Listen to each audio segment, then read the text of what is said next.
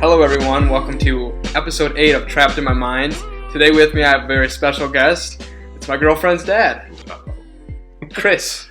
Hello everybody. Thank you for coming on. I think this is going to be a very different podcast than I'm used to. So, just to get right into it. I think it'll be okay. Oh, it's going to be okay. It'll be wonderful. Well, I'm glad you come in with confidence. Always. Because I will say, different demographic than I am used to talking to. By a few years. That can be a good thing, right? Yeah. What's your average age that you've had so far? In the 20s? Mid-20s? Yeah, I would say I'm pretty sure they've all been pretty much my age. 22, 23, 24. Yeah. So I got you beat by a little bit. Which means you should be able to educate me. 32 years old yesterday. Happy birthday. Anyway, as everyone knows, I send a list of topics. Guests come back saying some topics they want to talk about. Mm-hmm. First one you highlighted was politics and political climate. Why is that on your mind? Just put me on the spot, Seth. I don't know. It seems to be a hot topic, and there's a lot of opinionated people that are going one way or the other, and not much in the middle. Matter of fact, I'm not even sure there is. Is there a middle? That's my issue too. I don't think that there really is a middle. I feel like you're polarized and you have to pick a side, far right or far left. I don't think the middle exists. So I would say that I agree with that. Or the middle is a very small percentage now. It's not a bulk group. You agree that there shouldn't be a middle or that there is none? No, there should be a middle. Okay. It's never good to have far one way or far the other. Mm-hmm. That's extremists. That's the definition, I believe, of extremists. So, no, you need to have a middle, and middle's where we find common ground and we get shit done. So we're not getting anything done right now because now we're just into government by spite. So yeah, I will say one question because of the age difference. Mm-hmm. Has politics always been so polarizing or like as extreme as it is now? Like in the media, did you always have this type of bias? No, the media. So yeah, you've always had bias. You've never had it. I think that the real reason that it seems so different nowadays is you have so many sources reporting news. Mm-hmm. When I was a kid in the 80s, you had 3 channels, and those 3 channels reported the news, and ABC might give you the left's version, NBC might give you the right, and CBS might give you somewhere closer to the middle. Now you've got, I don't even know, Twitter, the internet, websites Facebook. have a bunch, yeah. Yeah, and you're getting more opinion-based news, not actual fact-driven news. So you're getting agendas pushed like an infomercial now for your government, which way, they want you to go because that's how they control who votes which way. Mm-hmm. And that goes for the marketing. Right. Yeah, it's marketing. Exactly. Perfect point. We're being marketed. Yeah. So you're either being marketed to the left or you're being marketed to the right. And I was talking with AC on my last podcast, which hasn't been aired yet, but he was saying how, now I'm losing my train of thought. So they're marketing it, and it's very easy with today's technology, it's very easy to chop up whatever you want to market it easier, because if you give somebody just a sample of what they were saying, and it's out of context, it makes a picture a lot clearer in the eyes of the person who's being marketed to. Or cloudier. So but they take it as fact. Yes. That's what he was saying. Sorry. He said that because it's a news outlet, they have to have their mind made up right away when they put out the story because otherwise it's not interesting. So that's why, because I asked him, why do I feel like when something like the Capitol storming happens, I have to have my mind made up right off the bat of what happened, who did it, why they did it. Because that's what the news puts out. That's what they say. This is what happened. Mm-hmm. That's where you get rid of like the middle line or like the gray area of I don't know what happened because I don't have all the facts. But you can't do that yet. You can't do that now. Yeah. So, and a lot of it, there's so much misinformation, right? So if you said the Capitol, if you look at, what was that, a week ago? Yeah. Yeah, roughly. So if you look at that, if you wanted to find that it was done by white extremists, that's out there. Mm-hmm. If you want to find that it was done by Antifa, that's out there. So who really did it?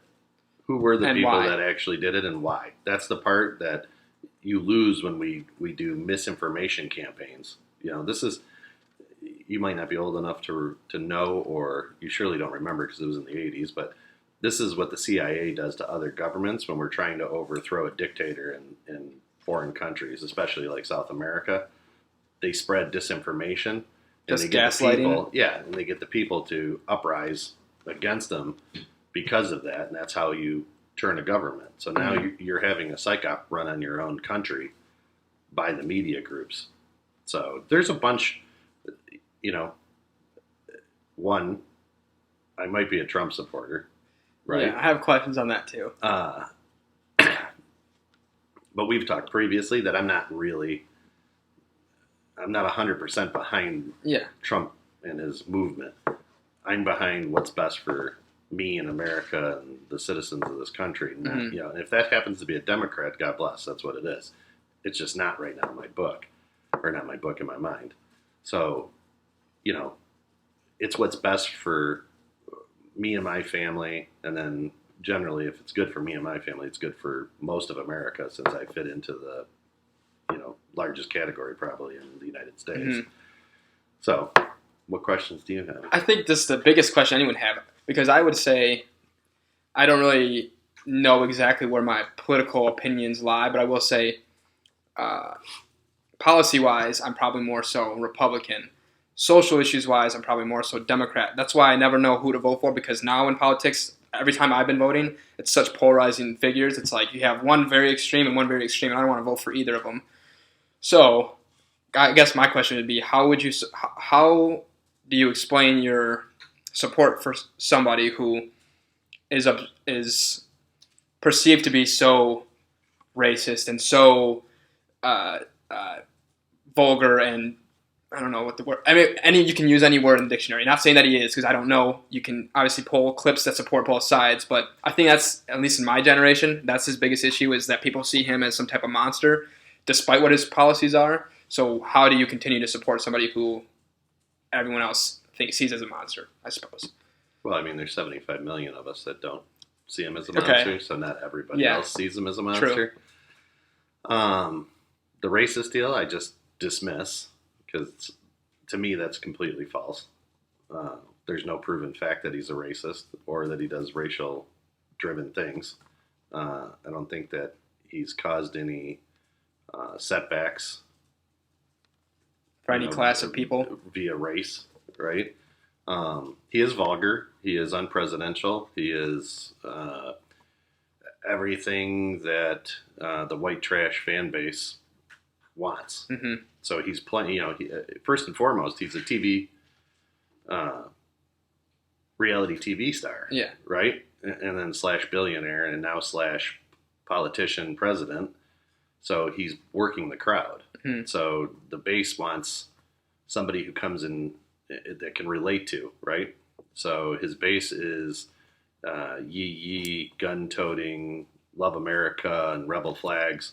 So therefore, to get that vote, he kowtowed to markets to the extreme. himself to that crowd, and that crowd is most of America that votes for him. And then the other part he marketed to is the part that I fall into, which is make America great, right? Buy American, build it in America, bring stuff back to America, and put the tariffs and align us to be the number one country in the world again from a manufacturing standpoint. When I was a kid in the late 70s and 80s in school, they taught us that we can't be giving away all of our manufacturing jobs because we can't be a society that just purchases. That doesn't work.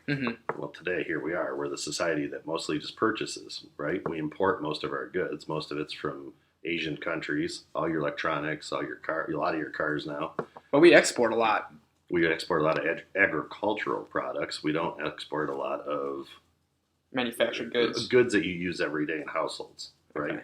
So like your appliances are all made offshore, stuff like that. So bringing some of that stuff back, like steel. We got rid of steel, pretty much. China now owns most of your precious metals. That's bad. Yeah. So you can't have a country, if you were to spread it out over the next few years, if we go to war and we don't control metal, can't build battleships without metal. Can't build weapons without metal. So we're leaving ourselves vulnerable? Correct. For $1. So somebody got rich off of selling the steel to a foreign power. During times of peace, no big deal. You just got a bunch of rich people, right? During times of war, you've got a problem. Mm-hmm. So yeah, I don't know. I think I would say I agree with his policies like that. I think keeping stuff in our country is obviously beneficial. The part that I just don't like, and again, maybe I'm being manipulated by the media, I don't know. But if you're going to be a president, you need to be presidential. I think his policies aren't bad. It says me. This is my opinion. But so again, 75 million are going to tell you they don't care if he's presidential. I think that's an issue. But why? Because what is presidential get him? That's the face of our country. So you see somebody who's just reckless of the things he says, or for example, again, if I'm misspeaking, correct me, because I don't educate myself much on politics because it's just opinions, right? Yeah. So, but didn't he during the Capitol storming? Afterwards, he came on and said, "Stop that, whatever." But beforehand, his Twitter, the tweets that had to be deleted, which censorship's a whole different thing. But he was kind of stirring the pot. It seemed to me. So, sure, I agree with you. But what is it? So he didn't call for violence. He actually said in the speech right before they went to the Capitol that they should go over there peacefully and make their voices heard. He did use the words like strong and fight. You got to fight for your country. Got to be strong. But as anybody who knows the English language, that could be a deal. Could he have chose better words? For sure. If he was more presidential, like you say. But he's speaking to that extreme party that when he hears words like strong and fight, they're like, oh, okay, yee, let's fucking pack up. And I mean, have you heard of John F. Kennedy speech in the past? No. Speak softly, carry a big stick. Never heard that one? Mm-mm. So, and forgive me if that wasn't JFK. It might have been Eisenhower. It's one of the presidents from the past. But does that incite violence? Does that mean I'm going to beat you with my large stick in today's world? Again, it depends on how you take it. Right. So each individual person is responsible for their own actions. So even if he said, let's go to the Capitol and take it over, he's one man. Granted, he wields a lot of power because of who he is. Mm-hmm. But the people that enacted the violence are the ones who are at fault. So they should be arrested. They should be prosecuted, whether they're Trump supporters or Antifa or whoever. They broke the law. So that's first and foremost. I would agree with that. They broke the law, so you have to be held accountable for what you did, no matter what the reason you did it for, right? As long as we're a country of law and order, you broke the law, now you have consequences. So they shouldn't get any kind of special treatment because they wore a Trump 2020 t-shirt and an American flag around their neck, right? If they're still breaking the law, that's not allowed in our country. That shouldn't have happened. Mm-hmm. I don't believe it was the worst day, like they're, trying to point out that it was worse than Pearl Harbor. I haven't. I've stayed away from that whole story in general, which again, maybe that's my privilege of staying away from it. But yeah, you can. And I mean, when all said and done, unfortunately, 6 people lost their lives, I believe, 5 or 6. More than should have. Right.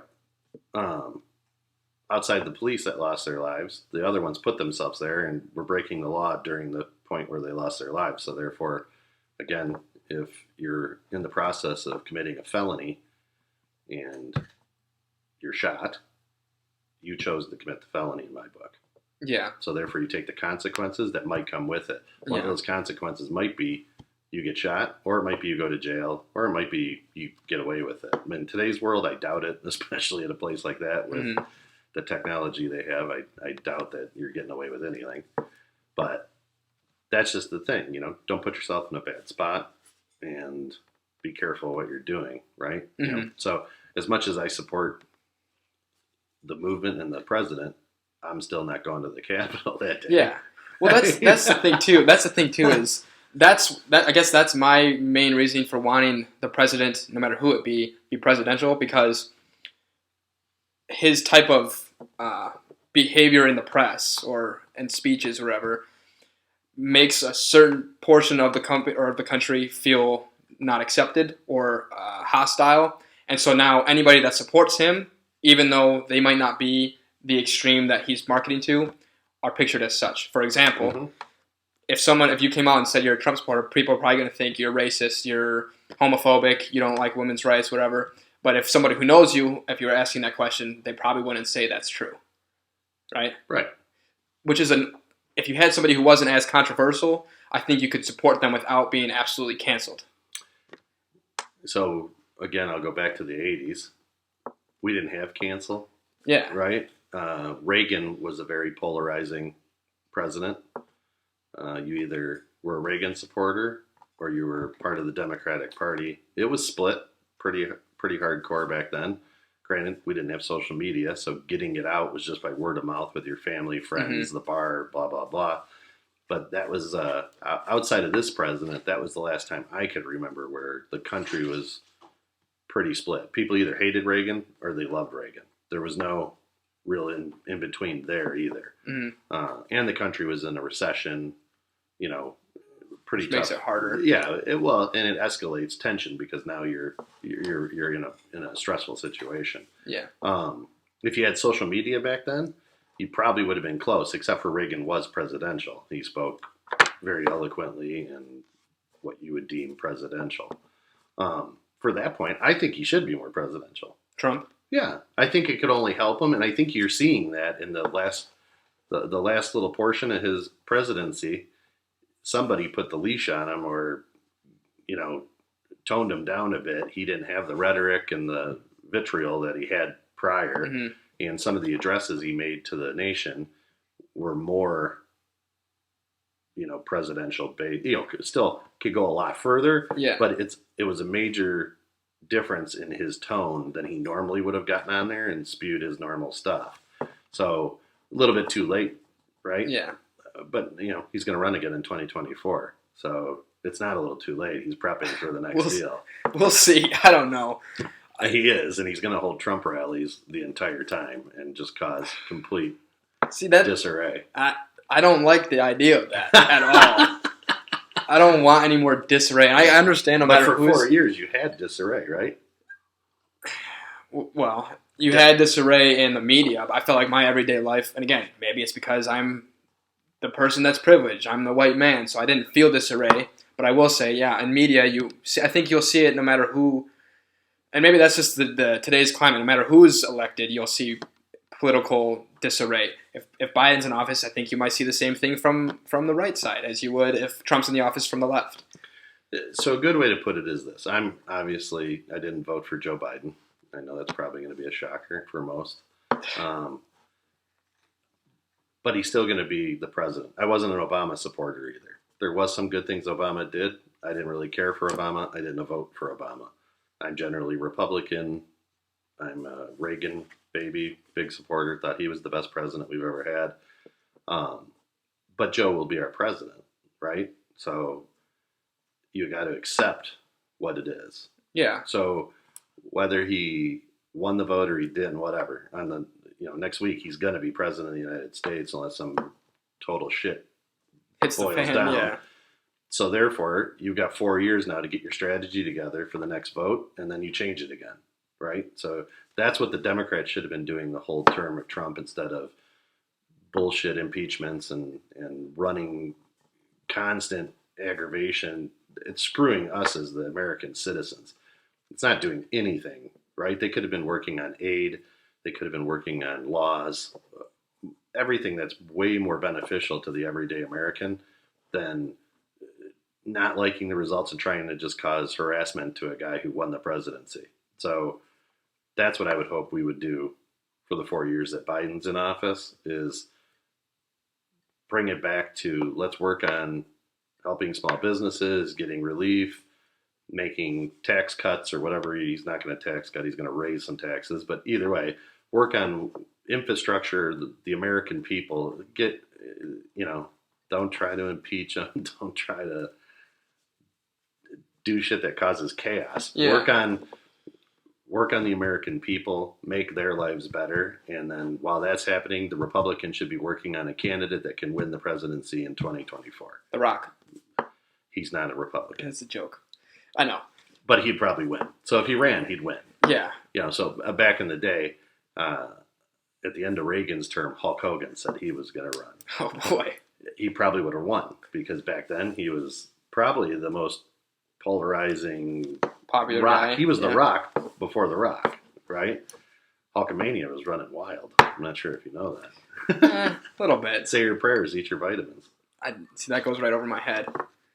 But That was his catchphrase. That's the point you made. I would say I agree with. Which is so annoying. Is like if Trump's in office and I hate Trump, he's still the president of the United States. So why would I want him to do bad serving our Right. country? Same with Biden. Not a huge fan of him. I want the country to do well, so I don't want him to do bad as a president. Right. If he does well and he gets another 4 years, if he does well, fine. No matter who's in office. He won't live that long. Isn't he like the same age as Trump? No, he's older. About like Not a by year? much. 3, I think. So if he can't live 177, one whole, if he 180. can't live throughout his 4 years, why do you think Trump's going to run in 4 more years? Because he's on methamphetamine and Jesus. Coca-Cola and Big Macs or something. What's that? That's Trump's diet or something. That's what they said. Either way, that brings up another issue. If you want to go down that path, is I don't think you should be able to run for president if you can't guarantee that you can be healthy enough to make 2 terms, because we shouldn't want just a single-term president. We should want a 2-term president so they can get more done.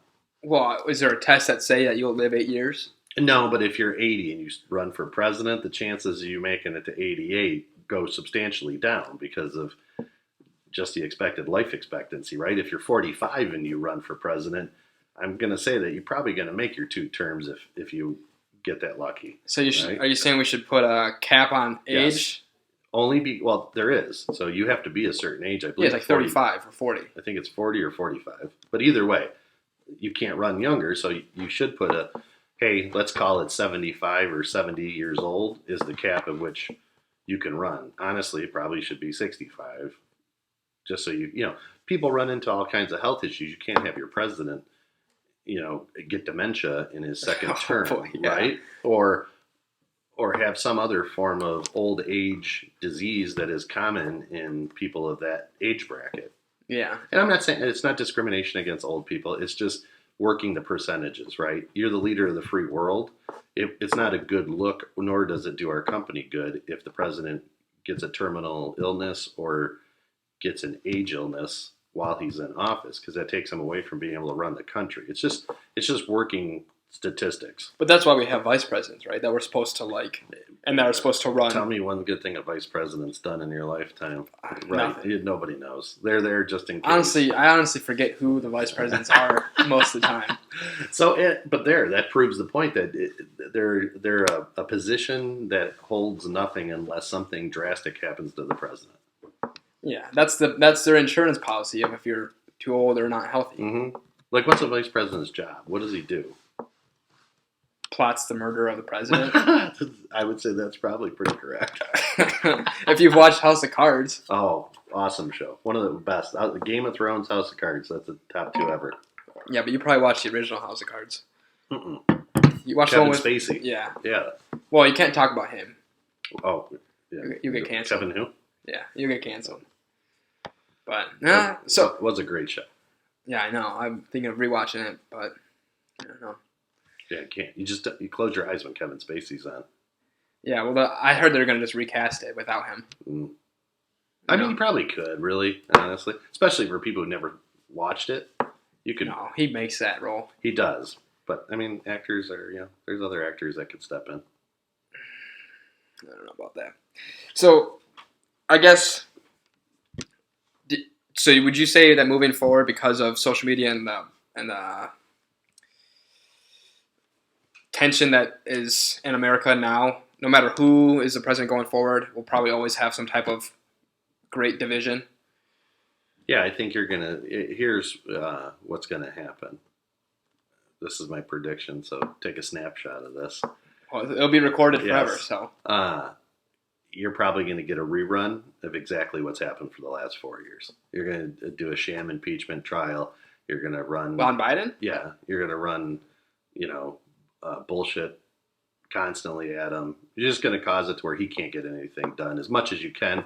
The good part for him is they control both sides of the Congress, so he'll be able to push some shit through without, like Trump, he had that for the first 2 years, but The last two he didn't. So that'll help get some stuff done. But none of the 75 to 80 million that voted for Trump are going to all of a sudden be like, all right, give Unity a chance with Joe, and we're going to go back. They feel spited, so they're going to cause the same problems. It's just you're going to just bat the ball back and forth. Yeah, and until maybe 2024, you get a candidate that is less polarizing, more neutral, and could grab some of the Democrats or the Republicans and bring them more toward. You got to get back to the middle. We're too far. Well, that's what I think the issue is. I think, like, even if The Rock ran, right, somebody who's super popular, liked by pretty much, I think, most sides, if he ran as non-party, I don't think he'd win. I really don't. I don't think anybody would if they ran without a party, which is why I think that there's, and maybe this is my only pessimistic view, is that I think there's always going to be some type of division, because if you have to run to a certain party, and if you're going to run to that party, you have to appeal to the polarizing side of that party. Yeah. Which is annoying, because I think, well, I shouldn't speak for anybody. I shouldn't speak for anybody else. Like, for me, if I was to ever run for president, which I'm not ever planning to do, right, I would have to align myself probably with Republicans, because that's the policies I like, but I don't support most of the social issues like gay marriage rights not being a thing, or abortion, or anything like that. Like, don't we have gay marriage rights now? I don't know. I thought we did. But isn't that something that historically the right side has been like, that's... Yeah, because the right side follows, supposedly, high quotes, Christianity, which if you're Christian, you can't support gay rights. Well, I think that understanding of religion is probably modernizing too, but... It is. Because it's losing. So point being, though, you have to run to the polarizing side of whatever party you think is going to get you elected, which is to get to the game. You have to run. You have to go to your base. That's what you have to do. Yeah, so or the party won't let you even run. Tulsi Gabbard being a perfect example. She didn't run to the Democrats' agenda, and they booted her right quick. And I think she's one of the, like, if she would have run, I probably would have voted for her.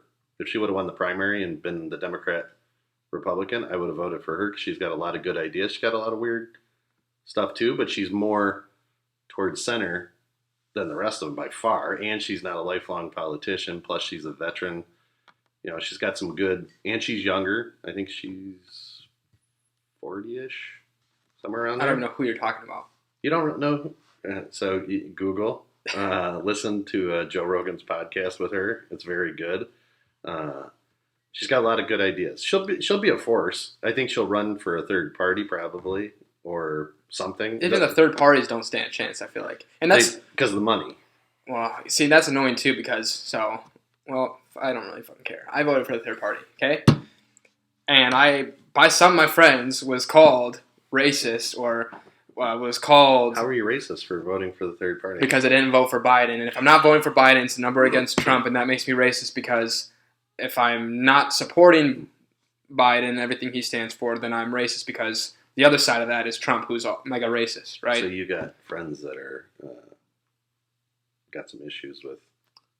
Say which, that's your word for it. I think that exists on the right side as well. Oh, for sure. 100%. So that's what, and that's the when I really started wanting to start this podcast was around October, November, when this election started happening. So I'm like, dude, why do you have to be one or the other? Like, so the friends that I told I was voting a third party, they go, oh, so you're this. I'm like, you know me, right? Do you think I'm racist? Do you think I want to set back women's rights? No, I don't. I don't know. But I don't know. You've been in the closet hiding all your deep-seated deals. Me? Yeah. Who says that? That's what they think. So honestly, lost some friends over the whole deal because of politics. Yeah. Okay. Don't care. Good riddance to all you. My wife is a hardcore Democrat. I could care less, right? So is my daughter. Don't care, because that's your right. Yeah. Right? So you vote for who you want to vote for, and you stand up for what you want to believe in. I don't have control over that. I have control over my stuff, right?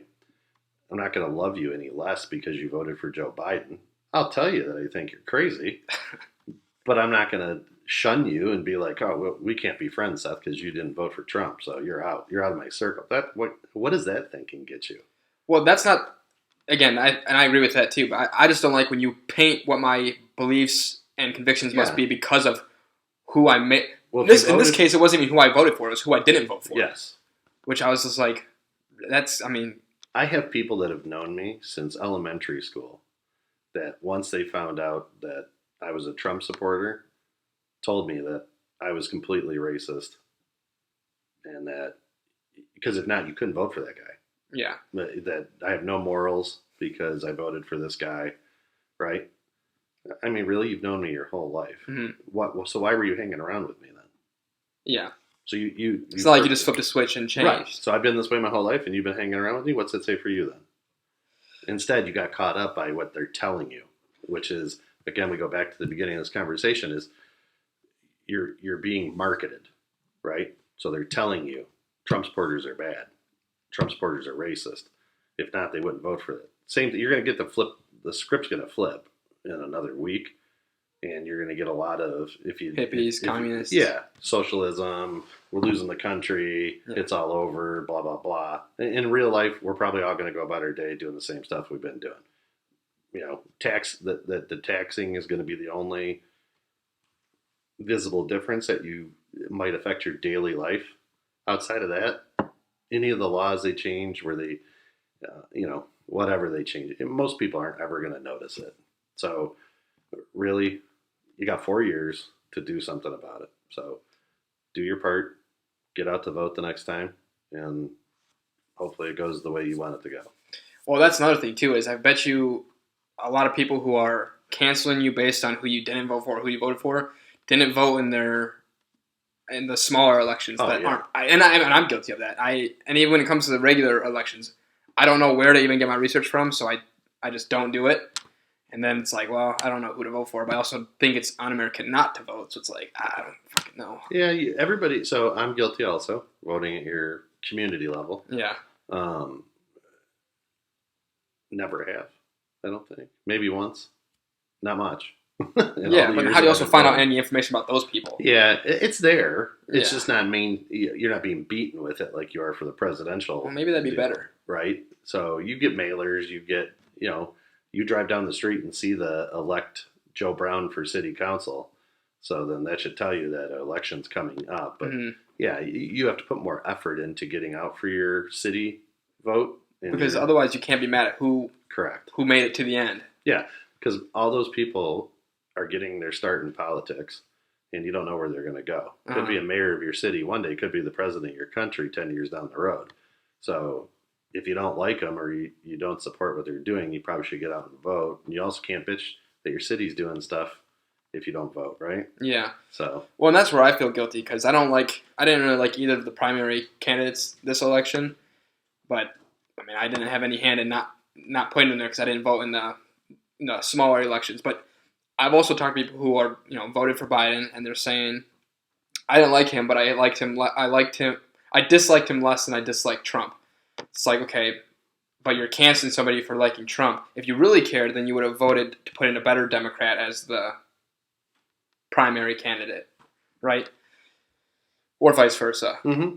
Yeah, I mean, it is what it is. We got to live with what we got. So Joe Biden's going to be your president next week. God bless. Hopefully he does well. But yeah, for us. He's doing well for the country, right? So, I mean, we touched on that earlier. It's to say that you want to see him fail, you're cutting your nose off to spite your own face. What are we going to get out of that? So if I say, hey, I want Biden to face plant, so I want to suffer while he's face planting? No. Well, let him be successful. If it equals success for the country, it probably equals success for me. Mm-hmm. And I can eat some crow and say that he was a good president 4 years down the road. Again, like I said, whoever's president, I'll support it. You're supporting the office, right? And in turn, the country. Yeah, Obama was not a guy I supported, but he wasn't my president, right? So, and we made it through 8 years of Obama, and I can't tell you that my life was any worse off with him in charge versus Bush, right? So Bush, I liked his dad more than I liked Junior. So it's better than his brother Jeb. Yeah. I don't know. I think Jeb was probably the smarter. smarter of all of Jeb them. was a smarter one? Yeah, I think he's more politically smart. Where Junior was, I don't know, he just got there because of his daddy. I don't know. I didn't vote. I was like Yeah. only, what, I think 6? those candidates sucked, right? We could have done better for a Republican candidate / president. Yeah, it sounds like since I was born, we haven't had the greatest. We haven't had a real good pool to choose from. Although everyone thinks Obama, I don't know enough, but everyone says that Obama was great. But again, I don't know. He did good stuff for. He did some good stuff.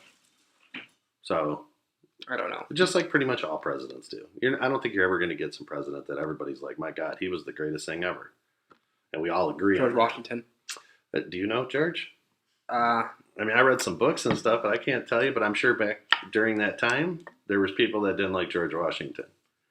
We'll have to go check social media back in 1776. See how George was doing. Do you think? Because I've been seeing, like, we have a friend who's in DC right now, and like all the streets are like guarded by military groups, or not groups, the military, or isn't Whitmer like boarding up different parts of the Capitol? Mm-hmm. Do you think that there's going to be a huge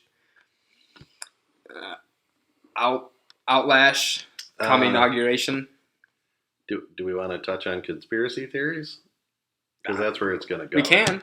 Again, this is opinion, so we can. Well, I would think that the people probably want to hear about pronouns. Oh, okay. But to touch on that, no. I think it'll go off and you won't have nothing. I think it's do I think some Virginia mountain men militias were plotting to do some stupid? Sure, because that happens every day in our country. There's ignorant people everywhere. So do I think that they need to take precautions? Yeah. Do I think they're doing a show of force to squash all attempts by small coup military groups that want to do dumb shit? Yes. I think you're just putting so many people there that nobody's going to try to do anything. We'll have a peaceful inauguration and we'll be fine. I don't think there's going to be any. You might have some small factions. You won't have anything that's not another major. Capitol. No, you won't have that many people. I think that was a one and done type deal, and most of those people are do the right thing. So, yeah, well, I think it's just hopefully we that's the shouldn't, case. because if we do have a problem, it'll be a completely horrific, and you're going to put people in a position that nobody wants to be in. National Guardsmen don't want to have to shoot American citizens on American soil. That's just plain and simple. Yeah. So, well, we can't sure have hope that doesn't happen. Right. We can't have that. That can't. Is that Monday? Whatever. 18th, right? 20th. Oh, so Wednesday. 21st. Thursday. Boy, we suck at civics, huh? How about that? I don't know. Fuck, what is it? It's the 20th. It's the 16th. 20th. He gets inaugurated on the 20th. Okay. Noon on the 20th. Wednesday. Yeah. Hump day. Yeah, hump day. Hump day. Maybe that's what everybody will be doing instead of storming the Capitol. Maybe. All right, so you want to talk about pronouns. I don't want to talk about it. I want to understand. So, did you listen to my episode from episode 4? Who was the guest? Megan Truce. We talked about pronouns. It was in the. All right. Well, if you want to know about pronouns, it was in the description. Let me get your take on pronouns, and then I'll add what very little I know about pronouns, and I'll give you the hot take of old man logic. Okay. So, well, I guess there's 2 factions to it. One, I think pronouns classify you as your gender, what you identify as, right? So. How many genders are there? I don't know. I think... In Seth's world, how many genders are there? Well, I learned that there's a distinction between gender and sex. To me, there's 2 sexes, right? There's male, female, and then 2 natural sexes. And then transgender is a different sex. Now, gender is what you feel inside. This is what I have learned, is what you feel inside. So gender is not a biological description? Supposedly. Gender is... So you can't feel inside. Gender's more up here, what you feel like. Sex is your physical organs. Do we have that backwards? No, sex is your... Right, I said sex is your physical organs. Gender is what you feel up here, right? I would say it's opposite.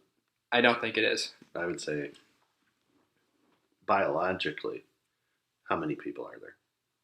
Like, what do you mean? How many? There's a bunch of people. You mean how many? Sex, gender. One of those two. Pick one. How many are there? You come out of the womb. How many different categories do you fall into? So I said, and I think based off my conversation with Megan, she would agree that everyone is acknowledging that when you can only be born the sex of a male or sex of a female. Now, what you feel like inside is where the distinction is. So not everyone's going to agree on that, but that's the distinction between sex and gender. But I will say, regarding pronouns, this is one thing I wish I would have asked Megan, or recently I had a brief discussion with AC, who was on previously before you. Why is pronouns such a hot topic? Because when are you ever using a pronoun? Like, if it's me and you, why do I need to know your pronouns? Because I'm not going to be saying... That's the part I don't understand. And I wish I would have asked, because I don't understand that either. The only time I'd use a pronoun is if it's, let's say it's me, you, and Mackenzie right here. I might say, oh, she said this. But so in the pronoun world, what would you say then? But that's the thing. I would more often than not, if I didn't know somebody... Do I have to check with her first and see what she wants to be? I can't even use she. See what it wants to be? Explain that to me. That's the part I don't understand. So, like, I get on social media and I run across somebody that I don't know, and it says, my pronouns are she and whatever the other female. He, she, her, hers. Yes. And then, okay. Versus what? They. Why do I need to know that? I agree. So that's... I get the distinction. I get the distinction of what you feel inside is gender, right? The pronouns thing is a little bit still foggy to me because, as I already said, I don't know whenever I would need to know your pronouns unless I'm referring to you, like if we're in the, because if you weren't here, you wouldn't even know what I'm calling you, right? If it's just me and you and I'm referencing a he or a she or a they wouldn't even know because they're not in the room. If it's all three of us, chances are I know you, or if I don't know, like if you look like somebody who maybe I don't know what you classify as, I'll just say your name. Yeah. You know what I mean? If I know you, I'll address you by your name. Yeah, and if I don't know somebody's pronoun, and let's say it's somebody right here, and I say she, and then they say, no, please call me they, then I will correct it, fine. But I do feel like it's still odd to me that you have to come out and say, here's my pronouns first. Right. And so when I was talking with Megan, her perspective of it was, if you come out and say it first, you're telling the other person that it's a comfortable place for them to be different, right? And then I made the point of, well, in the same stroke, if I come out, let's say I'm with three, I think the word is cis, straight men, right? People. Cis? I don't know. I don't know the right terms. Okay, three men, right? They're straight men. Straight men. Let's just to keep it simple. Not curved men. Okay. Regardless. And if I said, hey, my pronouns are he, him, and his, I could make other people feel uncomfortable because they're like, that's unnecessary. So you have it in both sides. If you do it to a group of people who don't think that's necessary, you're making them uncomfortable. If you don't do it to a group of people who think it's necessary, you're making them uncomfortable. So, how do you feel about pronouns? I don't understand the pronouns thing. I can empathize with the gender thing. I always feel like a man, so I don't feel like that's controversial. But if somebody doesn't, fine. But I will say the pronouns thing, I still don't quite get. I really don't, because I don't get it either, and I don't understand where we're going with it, other than into some weird shit. Yeah. Well, I don't know. Do we want to all be classified as neutral and basically vanilla? Is that what and then are we progressing towards tofu? As what? Tofu will take on the flavor of anything you put it into. So if I don't want to be, if I'm born a he and I don't want to be a he, I want to be a they, right? What's the reasoning why I want to be a they? That's the part I don't understand. Is where is that leading me? That I have to come out and tell people I look like a he, but I don't want to be that. I'm now a they or thee or whatever the hell it goes to. What's the reasoning? That's my question behind the whole pronoun thing. Is what's the reasoning? Is it because we don't want to be classified as a transgender, as any other class, and that helps ease into that? Mm-hmm. Or if it's not that, what actually is it? So I have very little experience because obviously people in my age bracket don't do we still do the he and she thing. Okay. Or old school. But obviously I interact with younger people, and you see it more and more because I'm on social media. Mm-hmm. So, but there's been no real description of how you use it, and now we're leading to some other weird shit like Congress banning brother, sister, aunt, uncle, cousin, first cousin. Like the names of people? Yeah, you can't use those in any law in Congress anymore. Well, Because brother denotes that you're a he. It goes back to the pronouns. And sister's a she, so they're trying to get rid of that and bring it into a neutral phase where you're now, I forgot how they describe it, but you're the first child or you're a child, because a child can be anything. So we're back to that neutral standing. Yeah, I will say, in my opinion, things like, what's the common one? I can't think of another word for some reason, but like congressman. They want to make it congressperson. Yes. That, like, something that's always been there, I don't see why that needs to be changed. And if somebody is actually offended by it being congressman or congresswoman, I would need to understand why. But to answer your question of, like, you need to understand pronouns, that's what I was kind of talking with Megan and AC, and I think what I've gathered from that is I don't have to understand it because I just... But you have to use it. And you will have to. Well, so that's what I asked him is if I am trying to understand, pronouns and sex and gender, and I just have decided on myself, okay, I don't understand it. I'll accept you for whoever you want to be. Mm-hmm. Are you going to be offended? And honestly, I don't want to put words in their mouth. I have to go back and listen, but I took it as no, they won't be offended as long as you don't treat them any differently. Right. So if you misclassify somebody and you misclassify their gender, I believe I remember them saying, no, they shouldn't be offended. There will be people who are because they're, maybe hypersensitive, but they don't think that you should be sensitive to that. As long as that person corrects you and says, please don't call me that, it makes me uncomfortable, fine, then you want to change it, fine. But if you make a mistake and you classify somebody by how they look and not who they are, you shouldn't be so sensitive to it. But I don't want to speak for them. So I could be, regurgitating what they said in a bad way. Yeah. But I think that's what I took from it anyway. And I would agree with that. If I misclassify, for example, if I went up to, I've done this at a restaurant. I've served a guy who had long hair. I actually called him ma'am. He gave me some stick for it real quick, and he just went on about his day. You're so insensitive. Okay, so you see the point I'm making, though. Like, yeah. So you made it. We're human. I can't possibly know what you feel like inside. Correct. But I'm not going to be awkward about how I talk to you. If I make a mistake, sorry. Now I know. Mm-hmm. So I agree with that. But if I remember correctly, they did say that there's people who will be on the sensitive end of like, oh, you didn't call me, you didn't ask first, like piss off. Just as much as there's people on the other side who are saying, or who are going to be hateful towards you for having the opinion that you're not male or female. So I think, again, as she said, which I would agree with, there is a spectrum of how you handle those things. Yeah. For me, it's a learning experience. Yeah. To get more comfortable with, letting go of some of the old-fashioned stuff like he and she and, terms that denote what gender you actually are. In my book, there's male and female, a few cases of the special hermaphrodite people that, get born in this world with both. Yeah, I would, yeah. Outside of that, you're making a choice of what you want to do. When we boil you down medically and biologically, you're male or female. Yeah, and I think most people would agree with that. I think, and again, this is where I don't know how much either of us could speak with it because we've always seen ourselves as men in our bodies. So, it's easy for us to be like, oh, how... yourself. Yeah, so it's easy, okay, well, I don't know. You're right. I don't know how someone else might feel like, do they really feel like, if you might be a guy, but you don't feel like a guy, to me that makes absolutely no sense, but it's because I haven't experienced it. Really? Yeah. Yeah, really. Okay. But I will say, another thing that Megan said, which I agree with. This is getting heavy. It's not getting heavy. But you say it's old-fashioned of you have, there's male and female, you have to understand.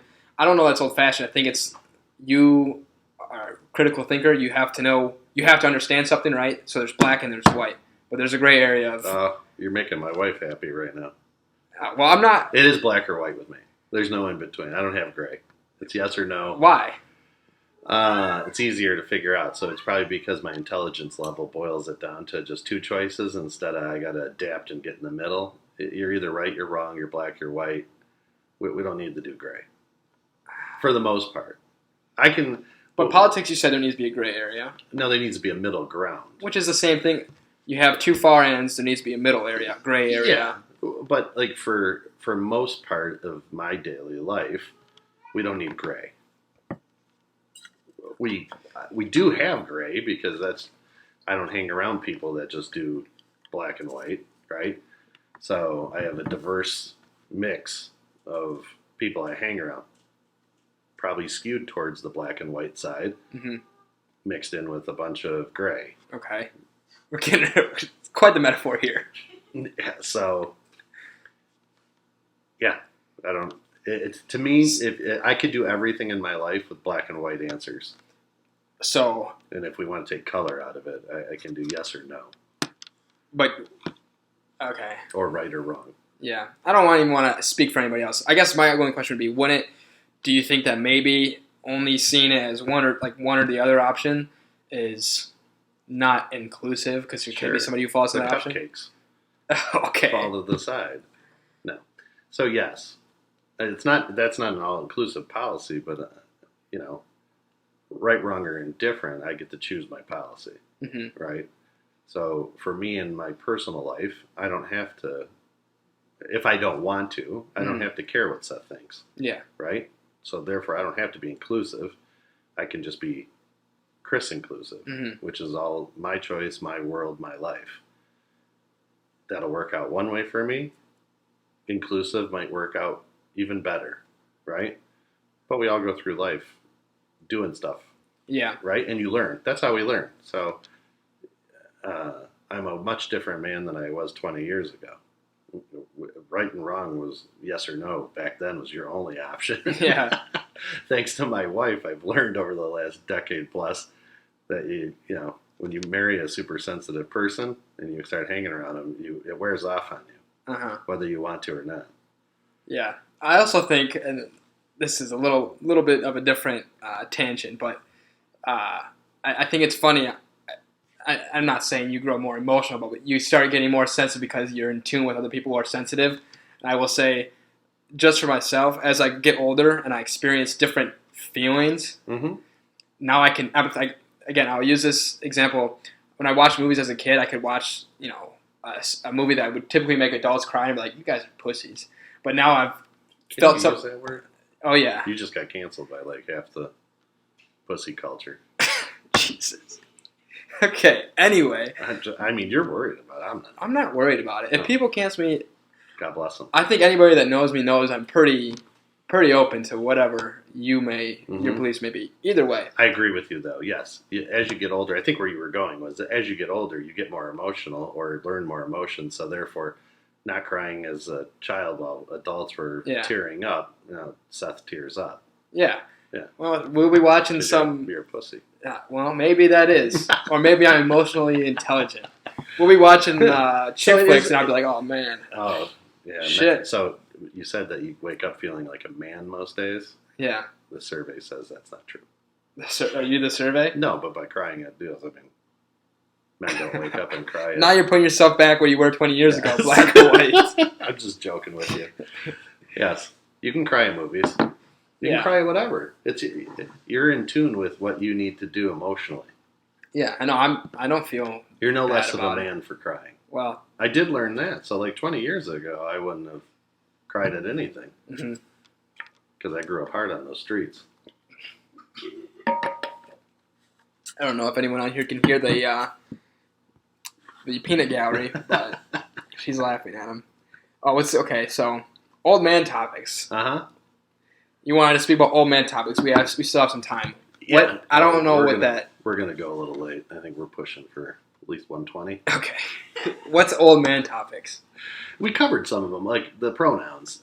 I'm not understanding of them because I'm stuck in we do he and she, right? Okay. So a lot of stuff that old man topics, I guess when I wrote that down to to tell you about it is the stuff that your generation does that I just can't see why you're all doing it. Other than sex in general, what else is there? Being soft, right? Yeah. Crying at movies. Okay. Being acceptable like that. Typical stuff like when I was a kid, old men were telling me that they can't believe the music I listened to. Yeah. Right? And how you're dressing. I can't believe why you're growing your hair long. Right? Yeah. So it's just, it happens in every generation. Yeah. Right? So it's nothing that your generation is doing that's so weird. It's just different than what the older generation had done. And the older generation than us thinks the same thing of us, probably still to this day. Much like I'm sure my kids' generation is going to think I'm going to think some of the shit they do is batshit crazy. Right. Like staring at your phone all day long. But you can't help it. So I do it. Yeah. I'm guilty too. So like I put the counter, my screen time counter. And I'm blown away some days when it tells me that I got 9 hours I stared at my phone. Holy shit.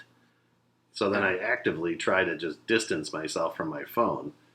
But we're so attached to them, right? That's old man. Like as a kid, if you told me when I was my age now that I'd be attached to this damn thing that I carry around, I would have been like, what?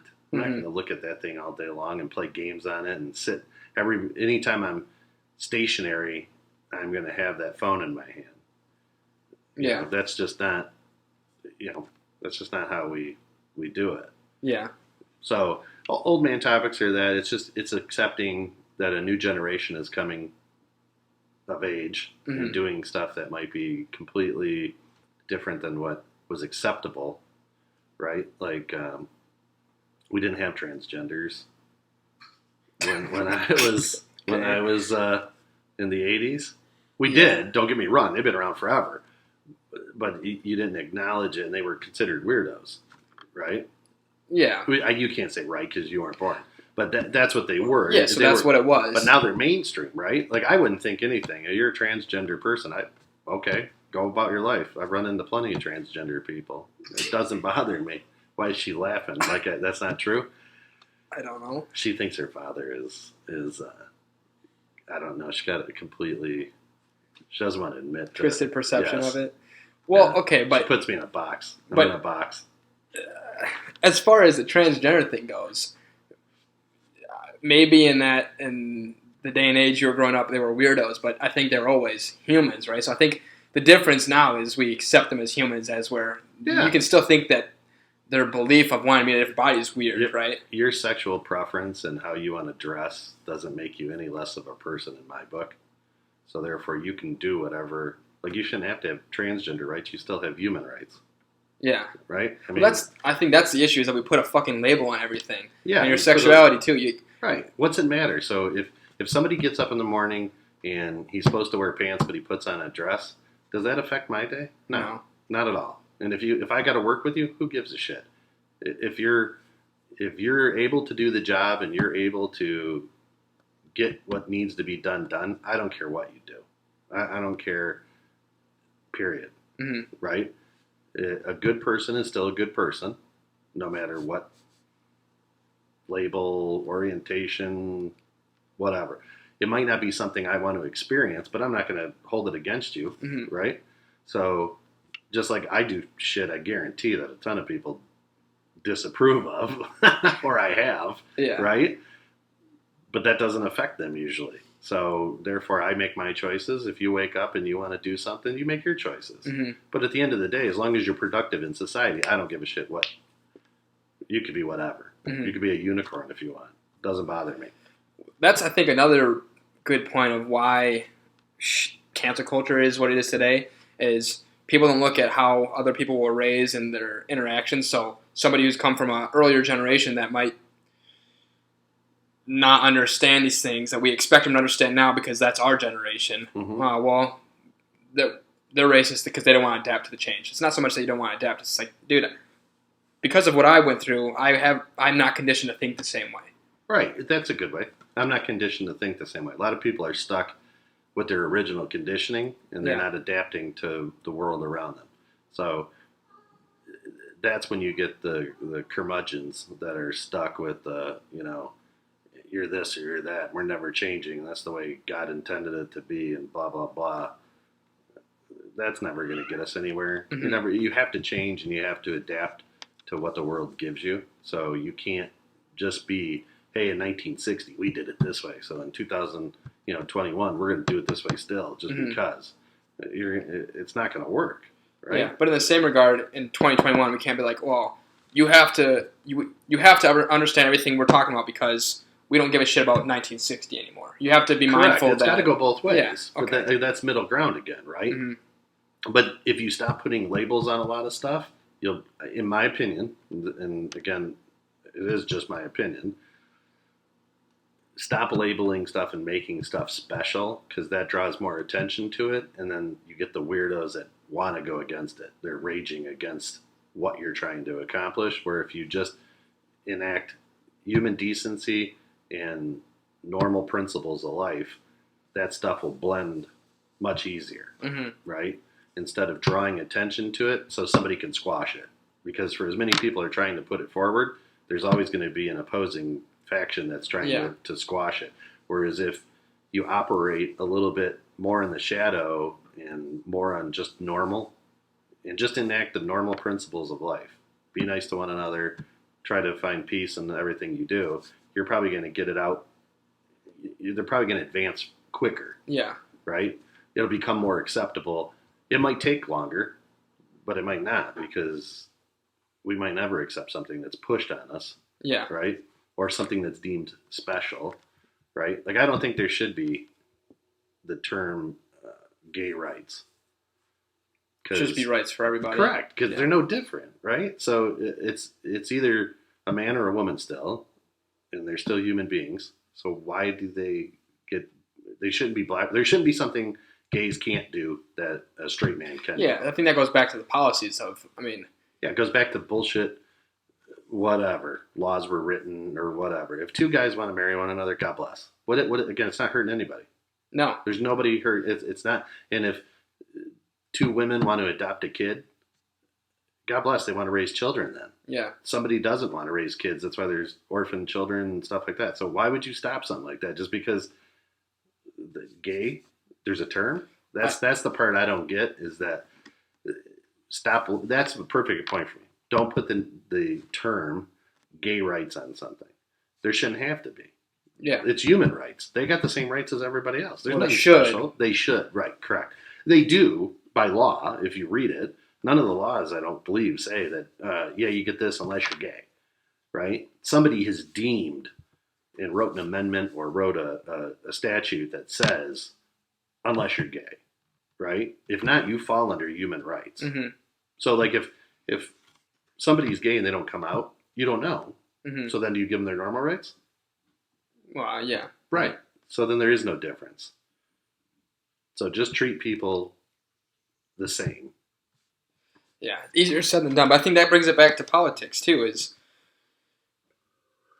This is why I don't understand, because if anybody I talk to, whether it's Democrat, Republican, Green Party, Liberal Party, I feel like so many people say the same thing.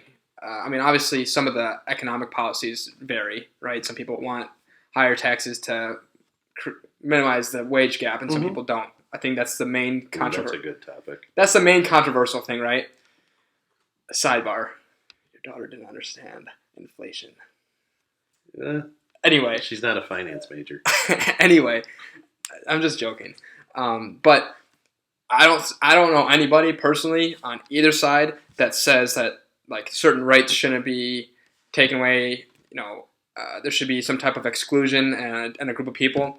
So why is there not a politician that's like right in the middle that's running those things? Because his group will have a problem with it. Yeah, but I feel like there's a big majority of people right in the middle. But they don't run the two parties. That's fucking annoying. That's annoying. Real quick, how you fix that, in my opinion, is you set term limits for Congress. You don't get the people who have been lifelong politicians, 40 years in Congress. They're not doing anything for us. Put a term, 2 years, 4 years, whatever they deem it should be. Get fresh blood in there, keep it moving, and you'll get more progressive, because you'll get people that fit that class of person that needs to fight for rights to get back to equal. Mm-hmm.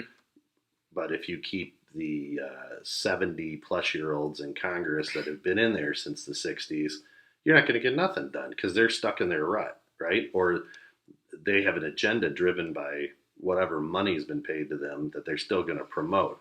So if you had more 25, 35-year-old people running and winning seats in Congress, that generation would be better represented for the laws being made, right? Yeah. So right now, your generation is being governed by 70-year-olds mostly. Tell me how that's going to So obviously we don't like that. Well, not that you don't like it. They're not going to see your point on a lot of stuff, right? So that's not speaking for you. There's not a good enough blend. Like, they made a big deal about the incoming freshman class of congressional chairs. It's like, it's a small number compared to how many are in Congress. It's not going to have much effect. And you still have, I bet if you took the median age, it's probably north of 55 years old. Yeah. So tell me how a 60-year-old even is going to understand how 25-year-olds feel if most of Congress is made up of 60-year-olds. Well, I think another issue too, and I think you see it a lot with like police too. The job's not very appealing right now. You don't get paid a lot. You automatically are not liked by the general public. You have no respect. There's no respect shown to you. So as a politician or police, so then how do you expect to get good candidates? If I'm in high school, why would I want to be a politician or a police officer right now? Because you want to oppress people and have some kind of I'm the man complex. Possibly. That's really what it will be. There's no other benefit. I'll make $30,000 to get shot at. Why? Well, I think some people want to. I think there's always going to be some that want to do the right thing Yeah. and help serve their community, stuff like that.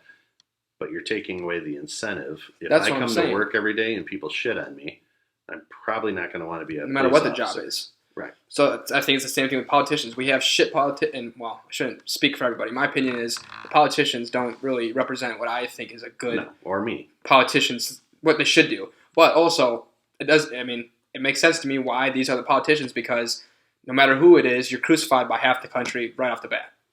So why would I want to be a politician? The difference, though, is that you ran for a spot on a platform. A police officer signs up for a job. Yeah. Right? So the difference is a lot of these politicians run on something that they never plan on supporting. They just do it to get in, and once they're in, they get turned in a different direction, or they already had planned on going in a different direction, or maybe they lost the voices that got them there. Well, they lose their own voice, I feel like. It's whatever voice is funding them. So, correct. Again, you can't invoke real change if the powers that be are always the same. Yes. And moral of the story is it's all corrupt because it's all deals with money. Yeah, well, that's why there should be a term limit. Watch House of Cards. That scares me about politics because I feel like that's not far off from the truth. But, I don't know. Correct. I would say that is. Well, tell me why you'd want to stay in politics for 40 years. For power? Correct. And with power comes money. Yeah, or Ultimate money funds corruption. power. Yeah. Right. And then how are they, on a $140,000 salary, how are they all millionaires? How do you have a net worth of $30 billion or $30 million? Are they all paying their taxes? I'm sure they are, to what extent that they should. I don't know. But you want to segue into small businesses, entrepreneurship? Because I have a question. How did because you own your company, right? You started it? Yes. Or co-started it? My wife is the owner of the company, but we started it together. Did you always want to have your own company, or? Yes, since forever. How did you? Want a pizzeria, but fuck. Well, you need me in the kitchen because I can whip up a good pizza. I'd love to have your opinions on quick hands. The pie. Oh yeah. Yeah, quick hands. Quickest hands east of Mississippi. Yeah. Shout out Matt Slender. Anyway, how did you know it was like the right time, and how did you get the idea? I don't know. The whole idea of starting a business is really cool, but to make that jump is difficult. I've owned a few companies, so I didn't know that. 2 of them failed. The current one's fine, running, but you got to fail to learn. Were they both other ones previously battery companies? Mm-mm. No. Auto performance companies. Okay. How did I know? I don't know. One day I woke up, said I don't want to work for anybody anymore. Put a plan together, executed the plan. It goes back to confidence and setting a goal and making sure you don't let anything stop you to get there. That's really including fear. So fear's weird. I want to tell you I don't have fear, but of course I do. Like I'm not going to jump out of an airplane. Well, I mean, the based feel on of fear. like investing all this money and time, and then it So fucks money- up, and you're just like, I have no fear of investing and losing every penny I have. Zero. that's Zero crazy fear. to me. Doesn't even. I mean, why is it crazy? That's crazy to me because I feel like What are you going to do holding on to it? no, but if you don't have it, shit's a lot harder. I think. Life's hard. Yeah, I know. I mean, This goes back to the pussy thing. possibly. No, so you know, entrepreneurship isn't for everybody. Mm-hmm. It takes a lot to get a little, at least in the beginning. It takes years. Most people aren't going to get what they would deem rich overnight. That's for sure. There are some that do, that strike it rich. Mostly probably inventors of something because that's a whole different form of entrepreneurship. But somebody opening up a business that is not inventing or manufacturing based, to where you're retailing or wholesaling or even restaurant business, you have to work some more, believe in yourself, and be willing to risk monetarily everything. Because the way the system's set up, it's set up, in my opinion, to fail. More fail. If you probably Google the stats on businesses, most fail. Yeah, right? within like 2 years. Typically. Yeah, quick. It doesn't because no matter what money you start with, it's gone immediately. Because you just end up moving your operation to use more money, Mm-hmm. right?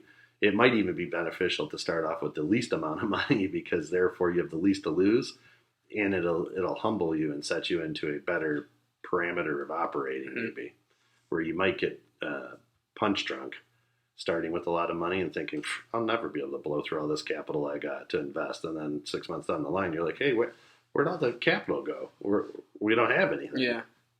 So I like being my own boss. I like the challenges. Every day is a challenge. So when I worked for people, every day was still a challenge to me because everything's back to sports driven, right? So I look at everything within a sports analogy. So we're here to compete every day. We have to win every day. And if you don't, you got to take the lesson that gives you and move forward and then try to put enough winning days together to where you're successful. But success is, I don't know what success is. So you can be successful in failure as long as you learn from it. Mm-hmm. I would agree. It's not a fun process. So I would say if you want to start a business, make sure you know what you're getting and what you're getting into. Research is king. It's easier nowadays with the internet being what it is. And then be prepared to donate your entire existence to it, at least until it gets up and rolling, which is probably a solid 10 years. So outside of that, if you don't fit those parameters, I would say that owning a business probably isn't for you. Mm-hmm. So you have to be willing to make it your entire life for what's going to come in on the back end. A functioning business that's going to give you support for the rest of your life or until you decide to sell it off or get out of it, close it down, etc., pass it on, something like that. Yeah, I mean, so would you trade your position now, or are you glad at having your own business now that it's operating well? I wouldn't trade it for anything. Okay. So it was worth. I would trade it. I would trade it for something even more risky. Okay, but it was worth all the hardship and unsureness that came with trying to figure it out. Yeah, because if not, I think I'd be fatter and less happy. Okay. Okay. Because you'd be lazy, right? So working for somebody, I still say that I put in the same work ethic that I do if I own the place, except for you took the risk out of my hands, right? So the day that I wake up and I don't feel like today's the day to go to work, I just want to call in or be lazy. When I own the business, that day doesn't happen because the risk's too great. What am I missing on that day? But if I work for somebody, that's somebody else's problem, right? The owner's got to wake up and wonder what happens. So I don't want to call it a sharpness, but I like the fact that I know that there's a challenge every day, right? When I get up, I know I'm going to be presented with something that I'm going to have to overcome. Like even on our best day, there's even an employee calling in sick. That's a challenge. Yeah. Right? Because we're a small business. So and especially in today's time with COVID, we're down from a high of 14 employees to a high of 5 employees. So, but our business model is still the same.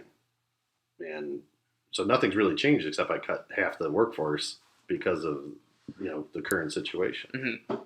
So that brings a challenge itself. I still got to get the same job done now with half the employees. So we cut the fat out of it. Less people are doing more things. So those are all kinds of challenges. Yeah. COVID's been the most challenging deal I've ever done running. I've been owning or running businesses for 25 years, 25 solid years. By far the most challenging because we don't know what's going to happen and we don't control it. Right? Yeah. So I might wake up tomorrow and find out the governor shut down everything again. Now where do I get my money? The bills, for the most part, the bills still need to be paid. People getting sick, people getting scared, like I've never had anybody tell me they didn't want to come to work before because they're afraid they might get a cold. Yeah. Or a virus or whatever you want to classify COVID as. And you got to deal with that. So before we would be like, well, all right, you still got to come to work. Right. So now that's changed. Yeah. So now it's, well, I don't want to force you to come to work if you're really truly worried, because maybe you catch it and maybe you die. Well, even that's different than how it probably was when you were a kid. That's the old man thing too. Is before someone said you're not coming to work, it's like, all right, well that's your choice, but you don't come back then. Right. As we're now, it's like, well, you don't feel okay, don't come into work. Yeah, because one, you don't want to be that guy. Yeah. Right. So. Okay, Seth, you got to come to work whether you're scared or not. And then you go out and get COVID, and then you're in the hospital. And now what? You're getting sued. I'm not even worried about sued so much as now I'm responsible for it. Because maybe if you don't come to work, you don't get COVID. But maybe you do. I don't know. We'll never know, right? Maybe you didn't get it from coming to work. Maybe you got it from your family member or going to the grocery store. But either way, you expressed you didn't want to come to work. And then if I tell you, well, you got to come to work or you're going to lose your job, and then you come to work and you get sick, I'm a dick. Yeah. Right? But before, I feel like you wouldn't even care. Not you, but people in general. Well, before, I would never have been, 10 years ago, 3 years ago, nobody was like, oh, I'm afraid I might get the flu if I come to work during flu season. Right? Well, for any reason, if somebody didn't want to come into work beforehand, I feel like, and again, I wasn't here in the 60s, 70s, 80s, 90s, well, a little bit of the 90s, but like people didn't want to come in. It's like, okay, dude, well, fuck you. That's on you. Yeah, fuck you. We'll replace you. Yeah. That's what it was. Yeah. Right? So the way of thinking, so here, old man logic, this is a good point that ties into small business. I employ mostly 20-year-olds. Okay. Okay. I have a full range. I also employ a wonderful man that's over 60. I'll take more of him than I'll take a 20-year-old kid all day, every day. He physically probably can't keep up, although I don't know, he probably could. He's subtweeting Tyler right now. Yeah. You're soft. When I say you, the generation. I don't even know if 20-year-olds are in your generation. I'm 24. Close enough. Yeah, I know, but where's your generation end up? Does it include the current 20-year-olds? Sure. But either way, you're soft. Like a lot of them don't do this stuff. So we have to adapt to, for instance, driving in weather conditions is a major issue.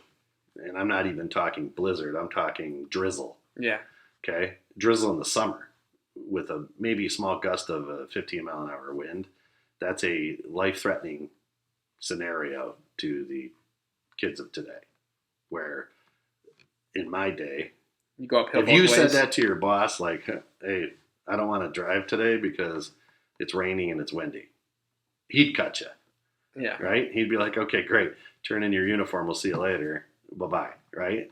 But in today's age, which I don't understand because all the vehicles now have lane assist and traction control, which back in my day they didn't. I don't know what there is to be anxious about. So everybody's got anxiety. Because more people have phones. Phones, and I think a lot of it is, we didn't wear helmets when we skateboarded and rode bikes when I was a kid, so you got bumps and bruises, and you lived with it, right? Everything's in a bubble now, so they don't learn. So if you don't have experiences, it could be scary. I can't see how that's scary, but it could be because you've never experienced it. Mm-hmm. I guess there might have, probably not for me, when you drive for the first time in snow and ice. Might be scary to some people because slippery is bad and you're going to wreck. I think it's fun. Right? Yeah, I think it's fun too. Like I look forward to when it snows still as a old guy. Right? So 32, right? Yeah, 32. Still older than you. Like to do donuts still in the snow, right? That's not how it is. So as a workforce, employing a workforce, it's very, that is a large challenge of what we deal with, right? So the workforce over the last 10 years has gone from mostly older guys to, we had a decent amount of millennials at one point, and then now we're more geared towards the 20 to 25-year-old. And I would say that's just normal progression of a warehouse job because, the millennials left to go do bigger and better things at a different job because they progressed into either graduating from college or moving to a higher level to excel their career path. So you're always having that, you always got a couple old guys that stick around and then you bring in some new blood. So right now we're into the new blood portion. Mm-hmm. It's just different than the 20-year-olds of 10 years ago even. Yeah. Right? The 10 years ago were much more hardened, but not even because that was a millennial, I believe. So, but they weren't as soft as the current ones. I would use the word lazy, honestly. Some are lazy. A lot of people I know are lazy. I'll say this. So for the young kids that I employ, they show up every day for the most part, right? Most of them on time, none really late. They don't call in sick a lot. So, in a managerial perspective, that's a good thing, right? So I can count on that. I can count on that more days than not, you're coming to work. They're not driven. So maybe that's what you mean by lazy. Yeah. They could use more drive. I think, though, they haven't been spurred. Unfortunately, the parents of this generation, myself included here, have made children's lives too easy.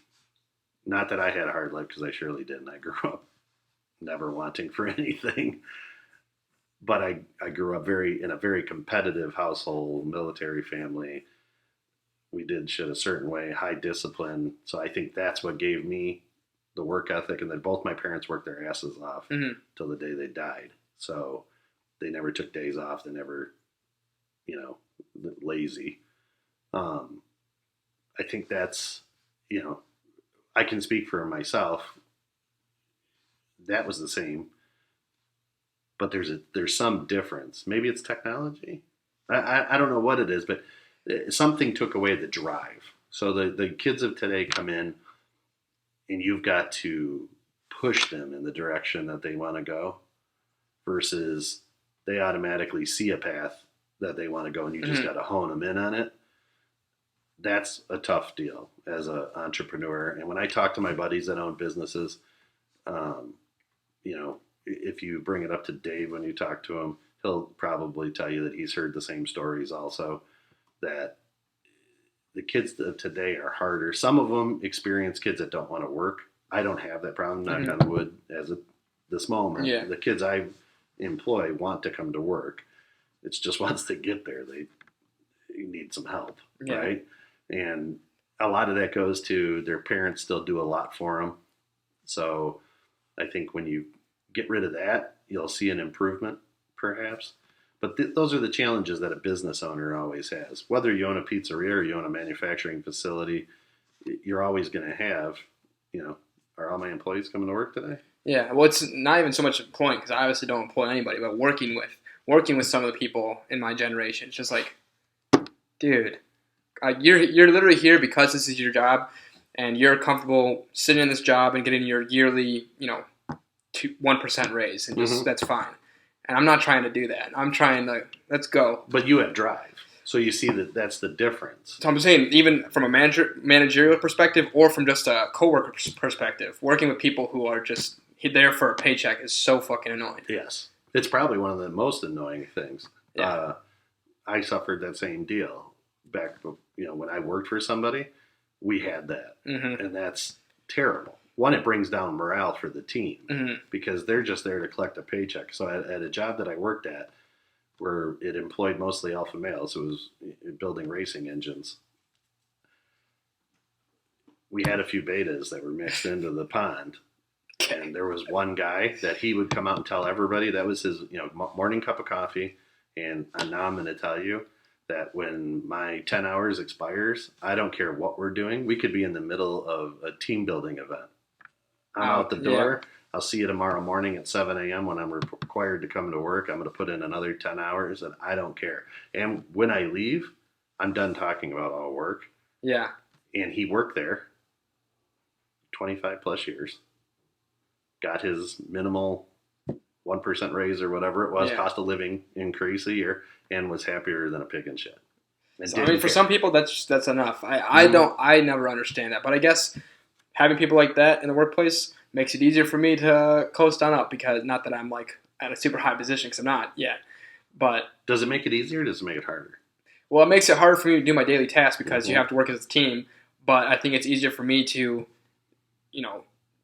show that I'm a better worker than this person. Maybe not always, because sometimes we might be, no matter who does the work, we're all being graded the same, and that's when it's frustrating. But I'm saying, like, for the people who don't want to stay after, who don't want to build a relationship with you, it's just work. I think it's better to go the extra mile and stay the extra 10 minutes, or have a conversation with somebody that's not just about work, to improve that relationship. But so if you have people who don't care, I think what I'm doing puts me above those people, or whoever. In the position you're in, you'll be recognized for doing that. And if no matter where you work, if you have a good managerial team or good ownership, they'll always recognize the cream of the crop and move that person to they know what they got, so they're always looking at what they have. And the people that are excelling will get pushed to the top or advanced. And then Joe, who comes in and just wants to put in his 8 hours and doesn't care about much of anything, he'll stay where he's at, because you do need those people. Yeah, that took a minute for me to realize that. Is you need the clock punchers. They get they're the paste. They get the monotonous work done. They get the monotonous work done, and as long as they do a good job, they're filling a void that has to be filled. You can't have you're not going to have everybody that comes in as an ass kicker and wants to be the best they can be and move forward. So you're going to have to take those positions and you use them, right? Like a guy doing assembly. He doesn't have to be a superstar. He just needs to be consistent and show up and do a decent job, decent day's work. And then 1 out of the 10 of those you get is a star. God bless. You move him up and fill his role, and hopefully you get another star to take over for him, and then you keep breeding. And if you get enough of that, hopefully it'll change the other 10 and get the percentage skewed into, hey, I look at Seth. Seth's an ass kicker. I want to be like Seth. And now I've got 2 more guys now that are wanting to be better because you came to work and were better, right? And they saw what happened to you. Yeah. You got moved up. And they're like, that's their drive. They need the external factor as their drive. They don't have it internally. Because a lot of times, especially with big companies, you get a bunch of people in there, and they're like, oh, bro, they're never going to promote me. So I'm going to be stuck here anyway. So why give a hard day's work? I'm just going to do the minimum. But then if they see that the guy that they got hired in with all of a sudden moved up to a different position, that gives them hope that, oh, shit, maybe if I put a couple extra percent in, I'm going to actually get promoted. And then hopefully that becomes contagious and they move throughout the workforce. Yeah, see, that idea is, I get that, but it's still crazy to me because, like you said, no matter if I'm working for myself, if I'm working for somebody else, that's a direct reflection of me. You. So I'm gonna bust my ass regardless. A lot of people don't have that self-confidence or that self-recognition of if I work like shit, people are going to think that. I don't know. That's even confidence. It's almost like, yo, I don't want people to think I'm shit, so I'm not gonna give them a reason to think that. Self-esteem, and you want to present an image that is positive, Yeah. and that people want you to work in their facility or want to hang around you, right? Yeah. So you're promoting yourself. Yeah. So All goes back to marketing yourself. You're marketing yourself to get a better position in life, and to do. I mean, especially for somebody like you that went to college, you put in the time and effort to go to college. Why would you come out and shit the bed then? You wasted 4 years at least, for 4 years and money. Yeah. For what? Just to shit the bed and be average Joe? You might as well just not gone to college and started a job. You'd probably be close to the same spot. Yeah. Right? If that's your highest point, right? That's your top of the mountain. I want to be entry level Seth and just stay there for 40 years until I can retire. Why put in the work of schooling? You could have been, I don't know, could have worked for pipe fitters or HVAC. Yeah. And just been a laborer. I know. I've talked to people who are like, you know, whether they're good friends or just friends or people I know. Like I've actually had someone tell me that they don't understand why I'm trying to get more than just the average life. Not that I need something super extraordinary or whatever, but some people are just, you know, give me my certain amount. I'll take my modest house. I'll take this, and I'll just Safety. And I don't know, because I hear the other side too. Is like, well, then they think of me as materialistic because I want all these things. And it's not even so much that, just like, I don't know. Is that bad? To be materialistic, I don't know. I am materialistic. I think it's not great, but I will say it's not so much that. It's just if I'm doing the bare minimum, if I'm being comfortable, then I'm bored. So it's not so much I want all these nice things. It's just like I want to keep working because that's what keeps me stimulated, you could say. And what comes with that is nice things. That goes back to my waking up and being challenged every day. Yeah. Right? I get bored easily.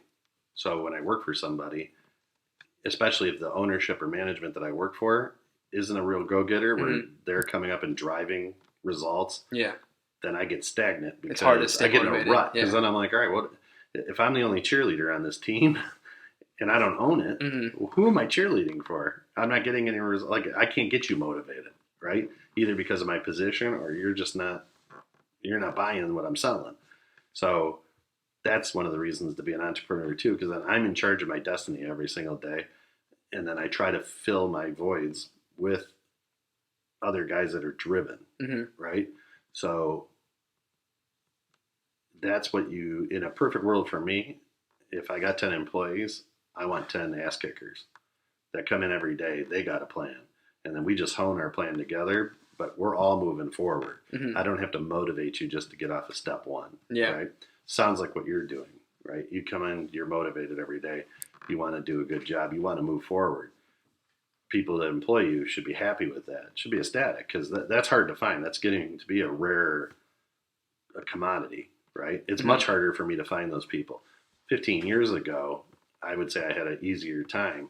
I would just look for somebody who had active military service or played college sports, and I could pick one of those, and they're going to be driven. They've already been explained team. They've already been explained leadership, and they already have a drive to, because most of the guys that were in military probably played sports at least a high school level. So that's what I used to shop for when I was doing employment. Look at your resume. Oh, you served in the military. You get moved up to the top. Oh, you played sports your whole life, or you played at a college level. Boom, I put you up to the top too, because now I don't have to teach you what team is or what leadership is. At least I got that covered. That's the biggest thing in a job, I would say, in most jobs. Yeah. And they know that they have to come in and perform a task. So they're going to be driven right there and then. If I take somebody, that's not to say that if you don't have those two qualifications, you're probably crap. Yeah. No, it's just you're now in a larger group. I got to find Caught that your needle. eye. Yeah. You know, it's harder. I might have to go through a couple of people. Like a few years ago, I was bringing in 10 people, and one would stick, either by my choice or by theirs. Right? Job wasn't for them, or they weren't for the job. That's tough when you're an employer. That's too many. One, we're training all these people. We're buying uniforms for all these people. We're expending time from other employees to educate.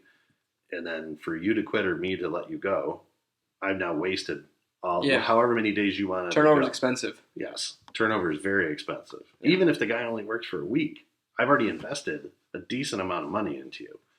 And time, which is money. Yeah. And especially for us, since we do driving, I got to run your driving record, make sure that you're okay to drive. You got to be drug tested. You got to background check. You got to have all that stuff. Right there's a few $100 just in that. And then if you come in the day after you did all those tests and quit, I literally just threw $300 at the wall and shredded it. Yeah. So turnover is expensive. And the longer you work, if you're wrong, or the job's wrong for you and you're just the paycheck guy and you only plan on working here 6 months until another position opens up at a different place, that's rough too.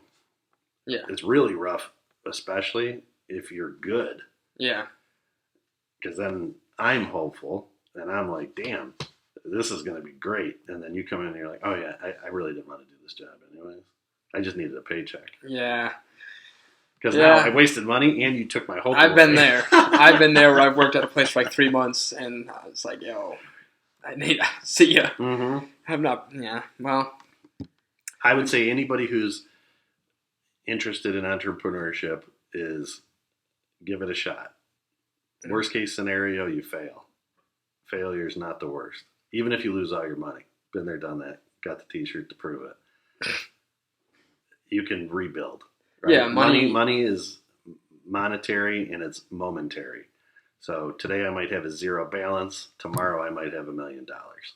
It's all back to believe in yourself. Give all you have to give. Generally, you won't fail. And if you do, you'll get right back up. Yeah, right? if you learn from it. Yeah, and it's not going to be the end of the world. If you lose all your money, it's not the end of the world.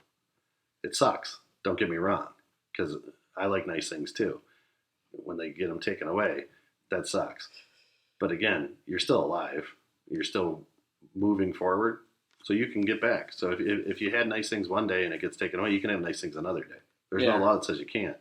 It's what you're willing to put in. Yeah, I feel like it's also probably when you learn most about yourself and what you're willing to do. You learn a lot. Well, it's a good way to tie it in. I know you wanted to get a pizza shop, and I've always wanted to own a restaurant, so maybe we'll go in on it. So I don't want a restaurant, but I want a pizzeria. I will. So I'll put it this way: I will have a pizzeria. Probably in the next 10 years, I'll have at least a pizzeria. You gonna be the head chef? Hopefully. Oh boy.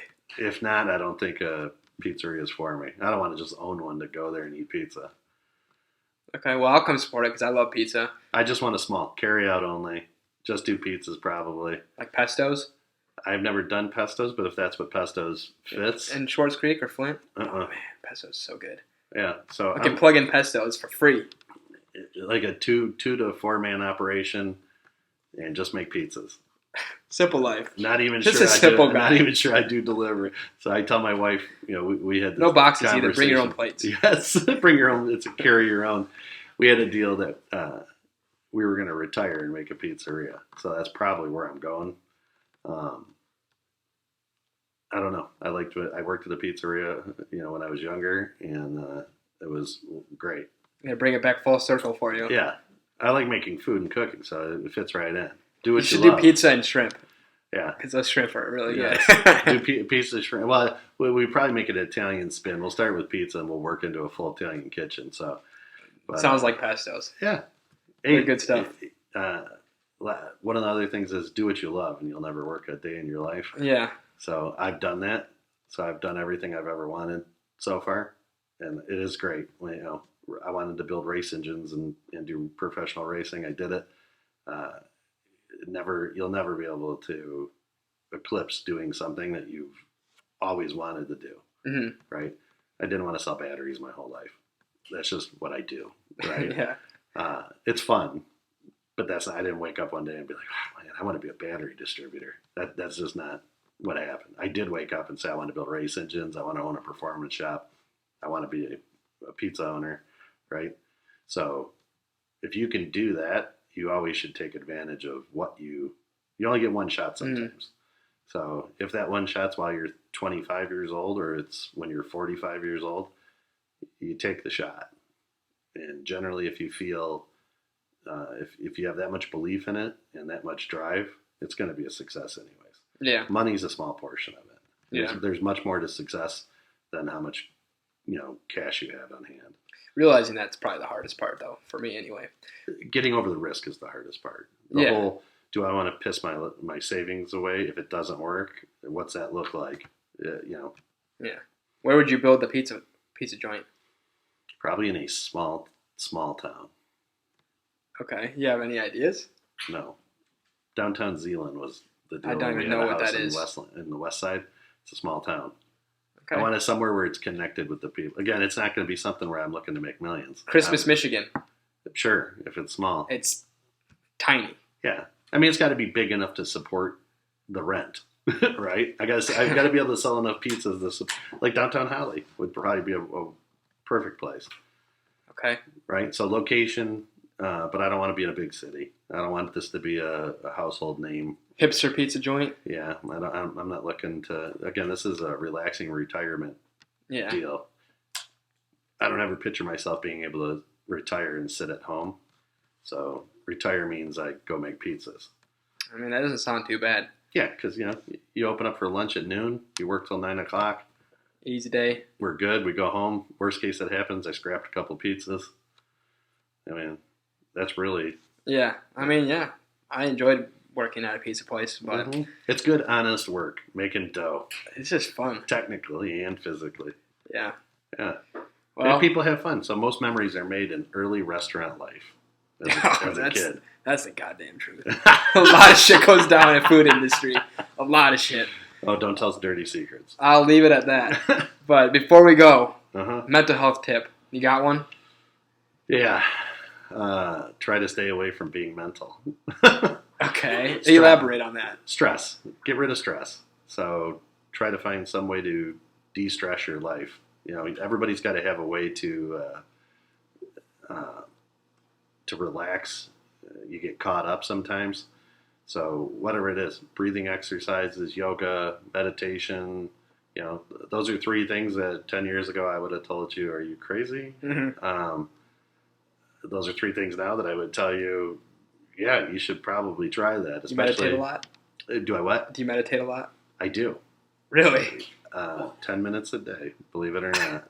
This is news to me. Yeah. Well, I mean, that's not what. Do I come out and I'm like, hey, Seth, what'd you do on Friday? I mean, I meditated for 10 minutes, right? I mean, that's not something that you come across. Massages, anything. A sauna. So I don't have a sauna yet, but I'm getting one. That's a great way to de-stress. You finish? Finish. Are you Finnish? Finish as in the nationality. Are you finished? I thought did I finish? Oh I was my God. What the fuck are we doing here? This podcast is going rogue. Well, Seth, yes, I did finish. Well, you said massages. Yes. Well, I don't know what parlors you're going to. Well, not the Chinese ones. God. Yeah, there's this good Vietnamese massage parlor downtown. No. Just mental health tip.